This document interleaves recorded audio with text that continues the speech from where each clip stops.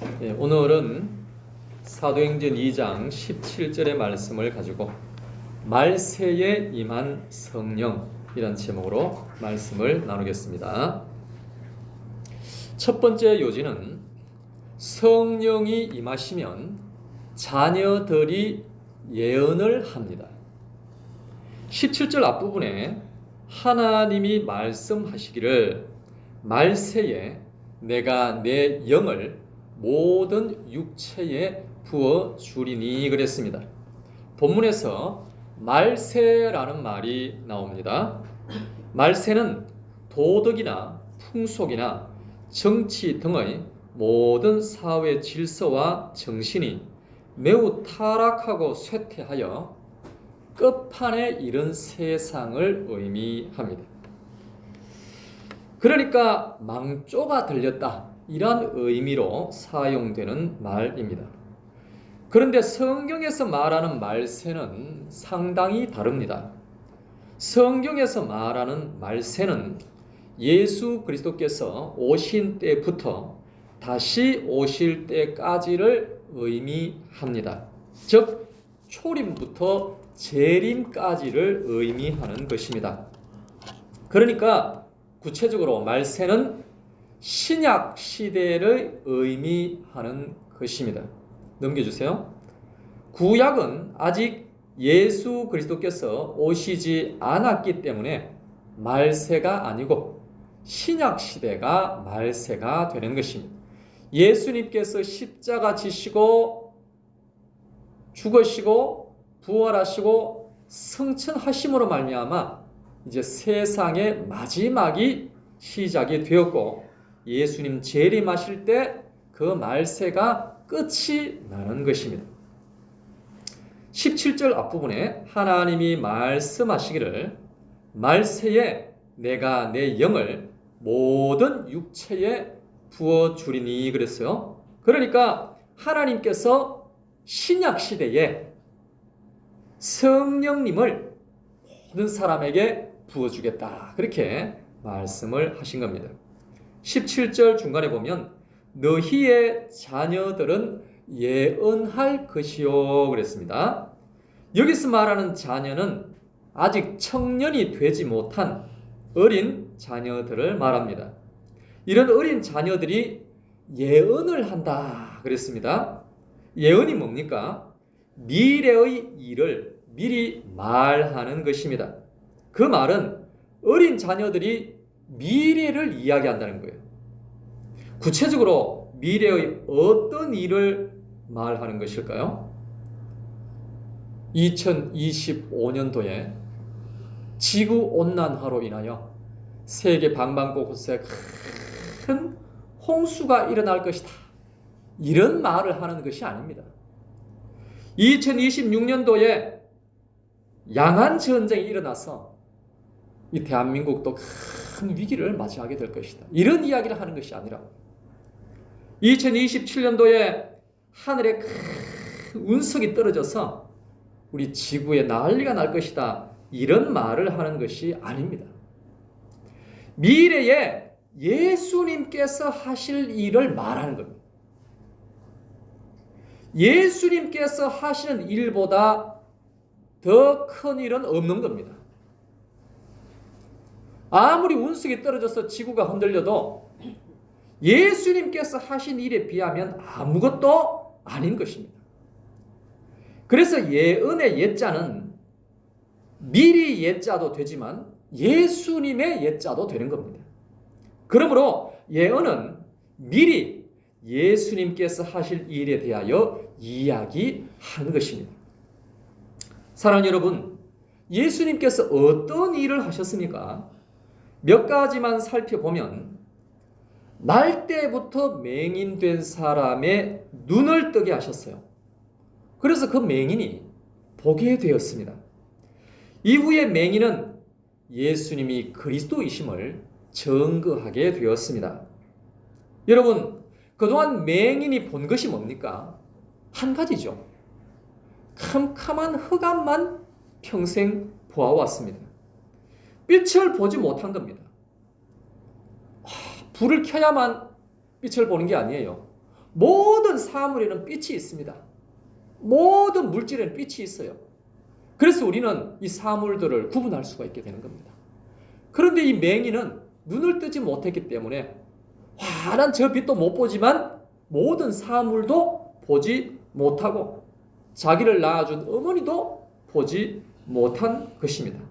그러나 예수님께서 고쳐주심으로 말미암아 이제는 자기 가족들도 보게 되었고 모든 세상을 볼 수 있게 된 것입니다. 그렇다면 예수님께서 맹인의 눈을 뜨게 한 이적을 행한 이유가 무엇입니까? 그것은 바로 예수님이 사람들의 영적인 눈을 뜨게 하시는 분이라는 것을 가르쳐 주기 위함입니다. 눈이 어두워서 메시아도 보지 못하고 하나님 나라도 보지 못하고 천국도 보지 못하는 사람들의 눈을 열어주시는 분이 바로 예수님이라는 사실을 가르쳐 주기 위함이라는 것입니다. 사랑하는 여러분,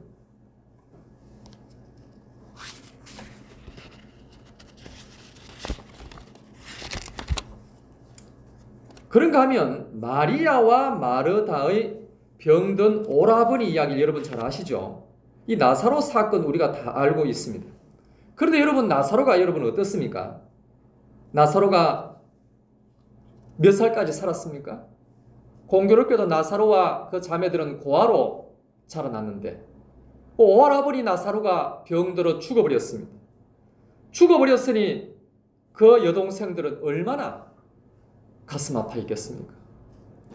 요한복음 11장 37절, 그중 어떤 이는 말하되 맹인의 눈을 뜨게 한 이 사람이 그 사람은 죽지 않게 할 수 없었더냐 그랬어요. 사람들은 예수님이 맹인의 눈을 뜨게 하신 대단한 선지자라고 생각을 해왔습니다. 하지만 그래도 죽은 사람을 어떻게 살리겠느냐, 사람들은 다 그 정도로 생각하고 서로 이야기하고 있었습니다. 그때 예수님께서 죽은 나사로의 무덤을 향하셨습니다. 그리고 한마디 하셨죠. 나사로야 나오라. 그랬더니 요한복음 11장 44절에 보니까 죽은 자가 수족을 배로 동인 채로 나오는데 그 얼굴은 수건에 쌓였더라. 예수께서 이르시되 풀어놓아 다니게 하라 그랬습니다. 사랑하는 여러분, 예수님은 맹인의 눈을 뜨게 하실 뿐만 아니라 죽은 자를 살리시는 분입니다. 즉 예수님은 이 사건을 통해서 전하고자 하시는 메시지가 있는 것입니다. 그것은 예수님이 하나님께서 보내신 자라는 사실을 사람들로 하여금 믿게 하기 위함이다 라는 것입니다. 그러면 믿으면 어떤 역사가 일어납니까? 성령께서 임하셔서 영적인 눈이 뜨이게 하시고, 그래서 예수님이 세상의 빛이라는 사실을 알게 되는 것입니다. 영적인 사망에서 일어나 새 생명을 얻게 되는 겁니다. 이걸 다른 말로 거듭남이다 라고 합니다. 그래서 이제는 영원히 살게 되는 겁니다. 영생을 얻게 되는 것입니다. 그래서 성령이 임한 자녀들은 이런 일을 행하신 예수님을 계속해서 이야기하게 되는 것입니다. 그리고 신약 기간 동안 예수님께서 이런 일을 계속 행하실 것을 말하게 되는 것입니다. 그렇습니다, 여러분. 과연 이 세상에 소망이 있습니까? 세상에 영생이 있습니까? 없지요.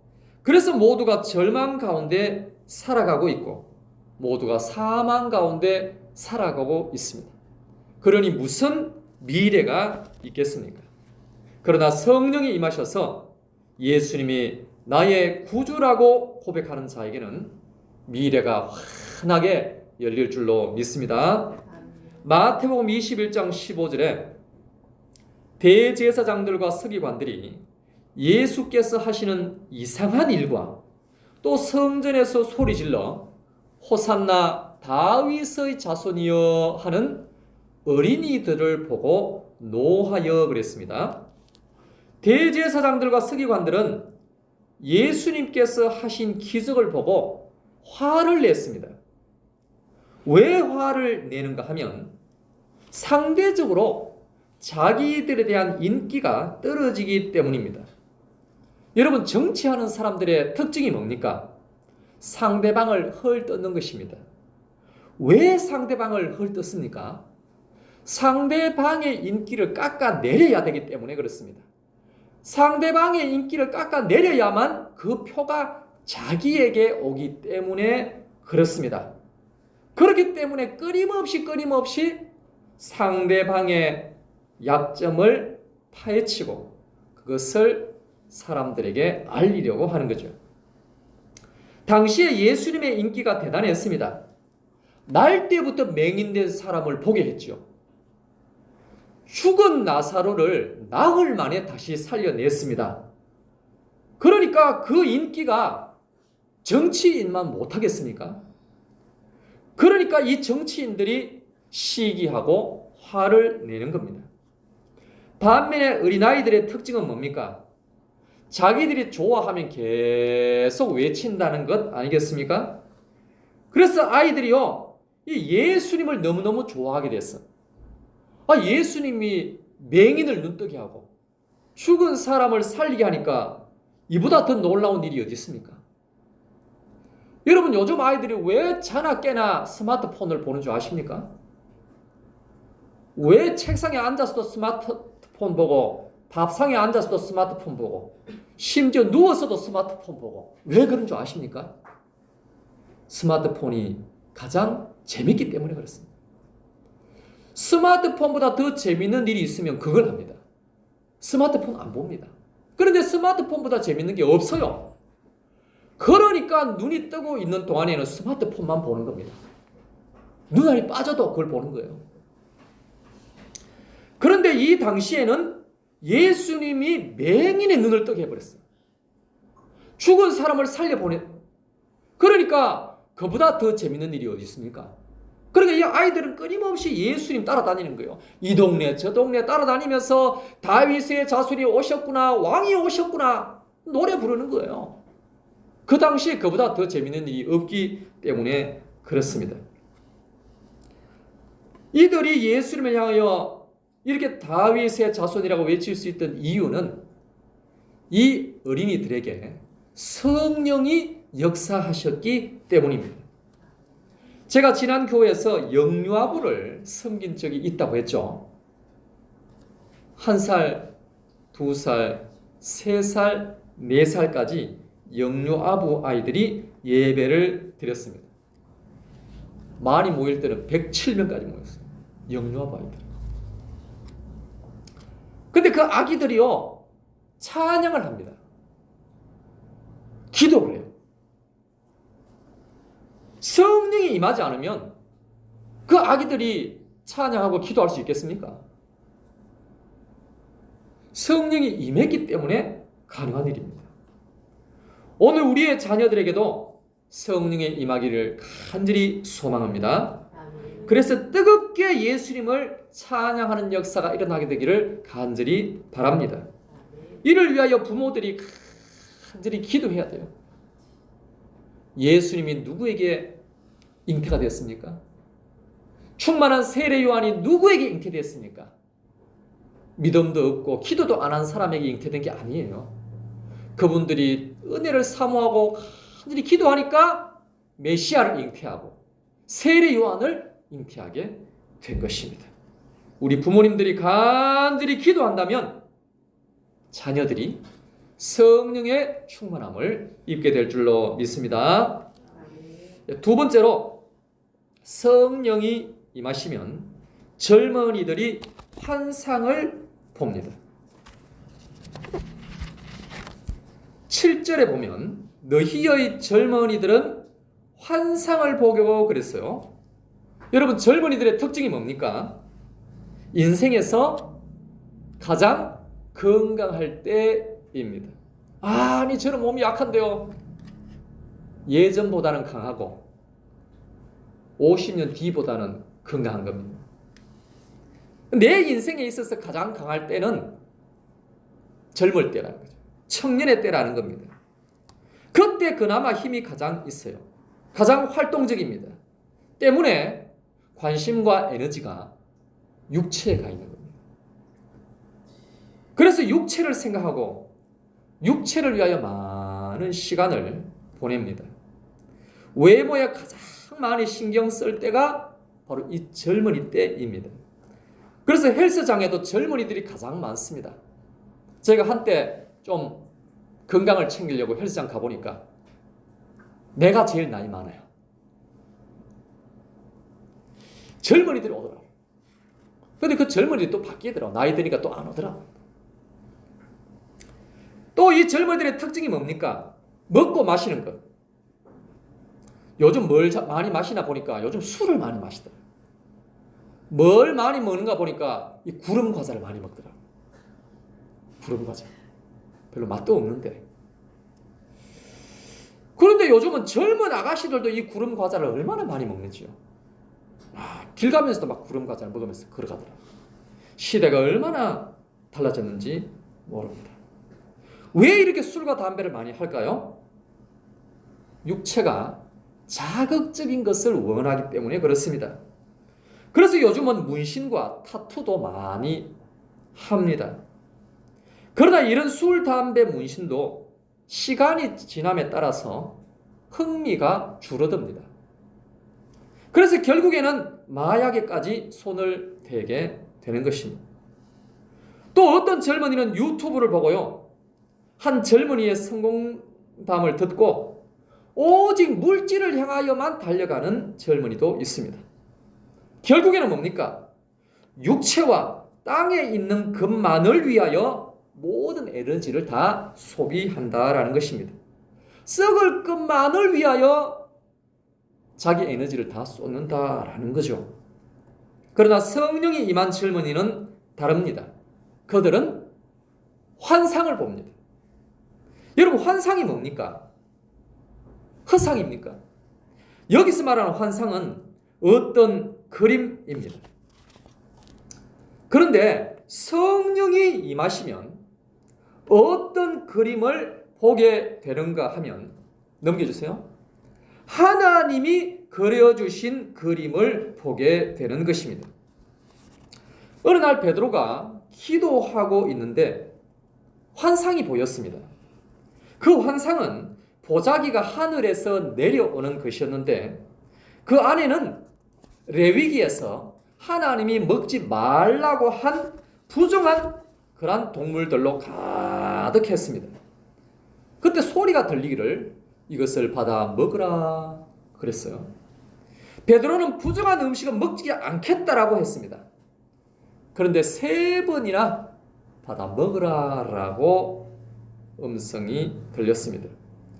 이 환상이 끝나고 베드로는 가이사랴의 군대 백부장 고넬료가 보낸 사람을 만나서 고넬료에게 가서 결국에는 하나님의 말씀을 전하게 됩니다. 그랬더니 그들이 모두 다 세례를 받고 성령을 받고 방언을 하고 하나님을 높이게 되었습니다. 이후에 베드로의 그림이 완전히 바뀌었습니다. 이전에 이방인들은 나쁜 사람, 버림받은 사람, 저주받은 사람이라고 생각을 했습니다. 그래서 상대를 하지 않으려고 했고 그들에게는 복음을 전하지 않으려고 했습니다. 그러나 이 체험을 한 이후에는 이방인들이 하나님께 돌아오는 환상을 보며 달려가게 되었다.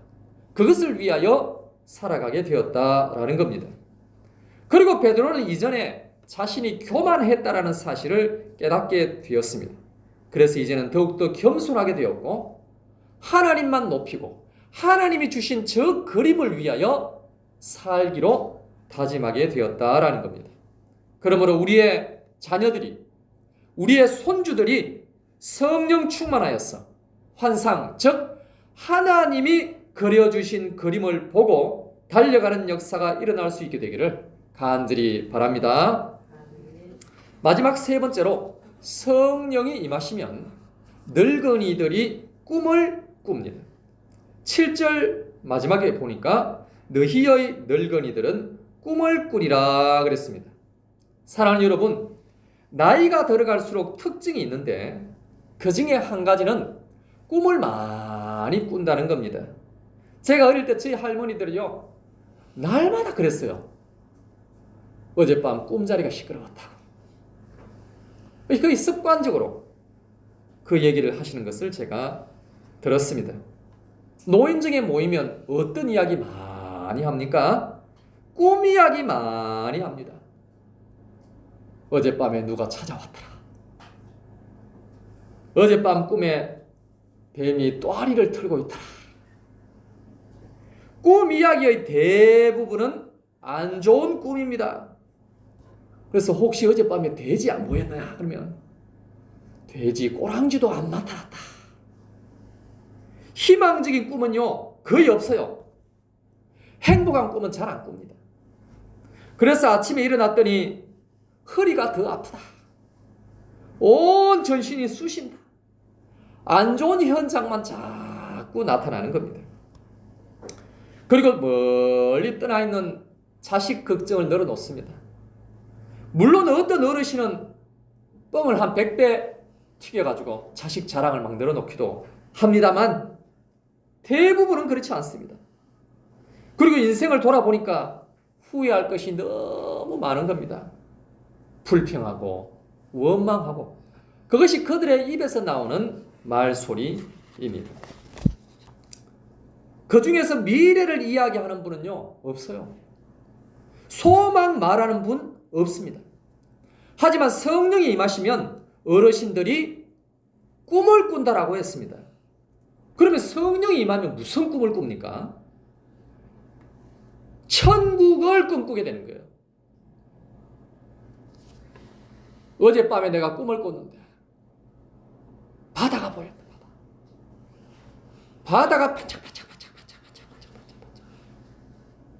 윤설이 비치는데, 야, 저 해운대 바다 같지 않더라는 거지. 이 바다는 대체 어떤 바다인가? 그 반짝이는 것이 햇빛이 비치는 것보다도 더 반짝였다. 날마다 꿈을 꾸는, 천국을 꿈꾸는 거예요. 그래서 나이가 들면 들수록 은혜가 더욱더 넘치게 되는 겁니다. 나이가 들면 들수록 기쁨이 더 넘쳐요. 천국이 점점점 가까워지는데 더 행복해지는 것은 당연한 것입니다. 그래서 찬송도 흘러나옵니다. 저 높은 곳을 향하여 날마다 나아갑니다. 날마다 찬송을 부르는 거예요. 사랑하는 여러분, 성령이 없는 노인들은요, 과거를 이야기하고 뱀을 이야기하고 걱정거리를 이야기합니다. 그러나 성령 받은 어르신들은 미래를 이야기하고 하나님을 이야기하고 천국을 이야기하는 줄로 믿습니다. 그러니 날마다 얼마나 기쁘고 행복하겠습니까? 그러므로 성령 받은 백성은 천국을 바라보며 천국을 노래하는 줄로 믿습니다. 그렇습니다, 여러분. 성령이 임하면 예언을 하고 환상을 보고 꿈을 꾸게 됩니다. 여러분, 예언과 환상과 꿈은 같은 의미입니다. 모두 다 예수님과 직접적으로 관련이 있는 것입니다. 그러므로 예수님을 더욱 가까이 할 수 있기를 바랍니다. 성령님을 간절히 사모할 수 있기를 바랍니다. 이를 위하여 우리가 더욱더 기도할 때 성령님이 임하셔서 예언을 하고 환상을 보고 꿈을 꾸는 복된 성도님들이 다 되시기를 예수님의 이름으로 축복합니다. 이 시간 합심하여 함께 기도하겠습니다. 기도하실 때 하나님, 오늘도 예수님을 바라봅니다. 오늘도 성령의 충만함을 간절히 사모합니다. 오늘 이 시간에 기도하오니 주여 성령을 부어 주시옵소서. 주여 축복하여 주시옵소서. 그리하여 하나님 나라 천국을 맛보며 선포하게 하여 주시옵소서. 주여 오늘도 하늘 문을 열어 주시옵소서. 다 같이 주여 한번 외치고 통성으로 기도하겠습니다. 주여